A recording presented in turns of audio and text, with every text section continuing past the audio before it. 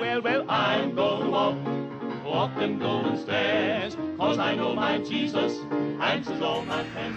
This is my story, this is my song,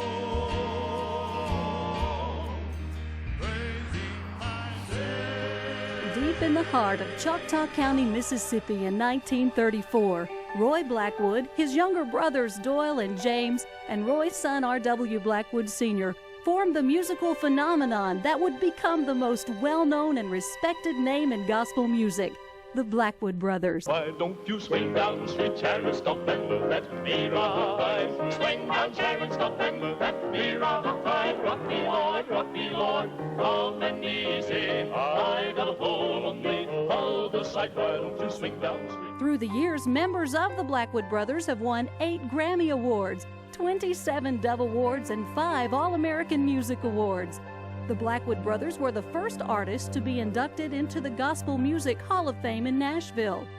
The Southern Gospel Music Museum inside the gates of Dollywood in Pigeon Forge, Tennessee, recognizes the Blackwood family's significant impact on the music industry with an impressive display. James and R.W. Blackwood Sr. also hold places of honor in the Southern Gospel Music Hall of Fame in Pigeon Forge.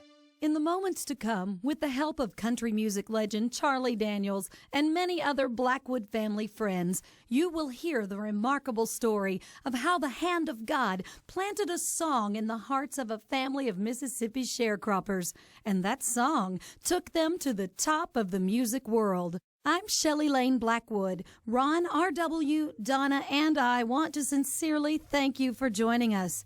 It is our hope that you will be touched by the tragedy and inspired by the triumph of the Blackwoods. Swing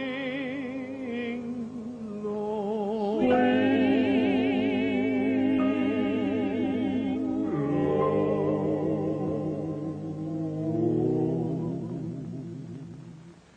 Swing low, sweet chariot, why don't you swing down? First formed in 1934, the Blackwood Brothers made a reputation for themselves on the radio during the 40s. The lineup eventually settled around bass singer Bill Lyles and James and R.W. Blackwood. James Blackwood is about your best second tenor lead. R.W. Blackwood at that time had a fantastic baritone voice, and Bill Lyles, the bass, just as smooth as you could be. That's why I joined them, to be in there with all those good voices. I wouldn't want them if it had been any other way. After tenor singer Bill Shaw joined in 1952, the first classic lineup of the Blackwood Brothers was complete. Here's a song we have many requests for. It's entitled, I'll Tell It Wherever I Go.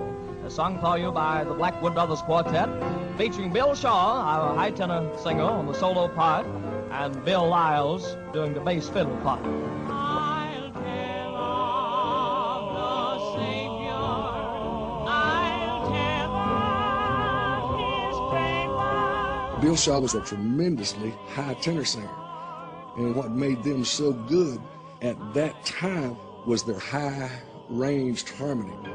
And if I were dying with just one word to say, I speak it for Jesus. Then breathe my life away, 'cause He'll be The Blackwood Brothers' unique harmonies meant that they became the first real stars of white gospel. They won a prestigious TV talent show and played to packed auditoriums around the South.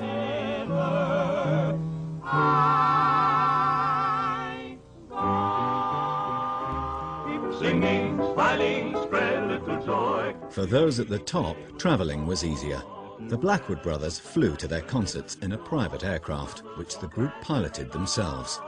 But on the evening of June 30th, 1954, tragedy struck. It was in Clanton, Alabama. They were to do a concert there that night, and the promoter's son wanted to ride in their twin-engine Beechcraft. And so R.W. Blackwood, the pilot, decided that he and Bill Lyles, the bass singer, would take the promoter's son up for a little joyride before the concert. They were going to take off, and it was unlit. And this was about dusk. He took off, went out. Instead of going out the usual way, it went out by like that, and then all of a sudden, it just went up, just got in that position. He couldn't pull out of it, so it stalled, fell to the ground, and crashed. It burst into flames, you know, and then they were all killed. We never did fly anymore. When Daddy died in the plane crash, I was 13 years old. I took it pretty heavy because he was my hero.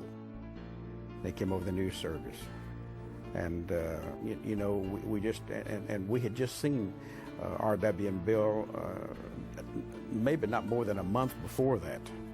I truly was heartbroken because there was nobody like R.W. Blackwood. There is no night, for in his life you never walk alone.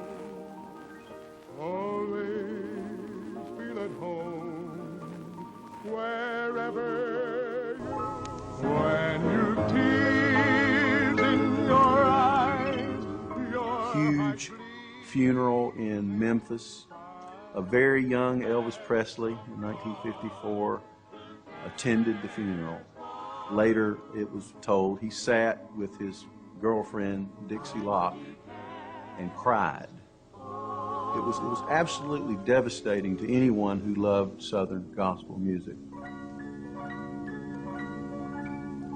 The Blackwood Brothers Quartet was reborn with J.D. Sumner singing bass and James' nephew Cecil Blackwood on baritone. Their first concert together was scheduled for Clanton, Alabama, the site of the plane crash.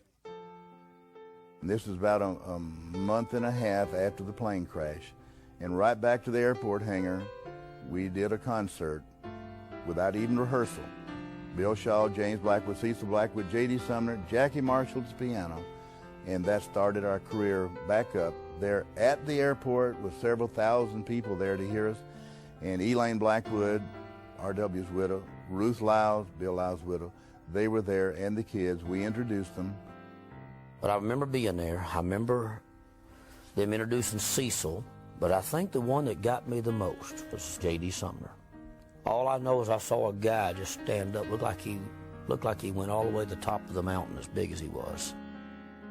J.D. Sumner built a bridge that night to R.W.'s son Ron, establishing a loving bond that would last for the rest of his life. He said, nobody could take your daddy's place. He said, I'm here to help. And J.D. was my friend the day he died.